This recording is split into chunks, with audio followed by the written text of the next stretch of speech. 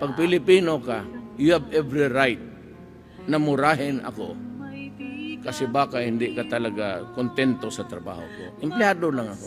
Ayaw ko pahirapan ang Pilipino. Period. Ayaw. Huwag ninyong galawin yung maliit na tao. Kasi yan ang mga kawawa. Marami pang Pilipinong dadating dyan na tatakbo. Pero, please naman, maawa naman kayo sa bayan ninyo. Kita mo naman yung ano ginagawa ng iba.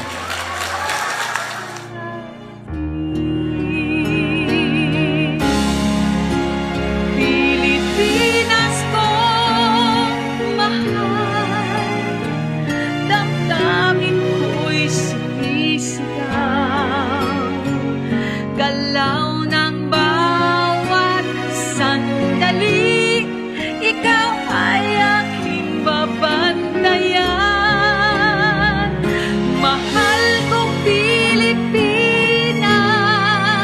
kita'y maglilingkod hanggang wakas. Tanging hangad ay kalayaan ng ating bayang sinilangan.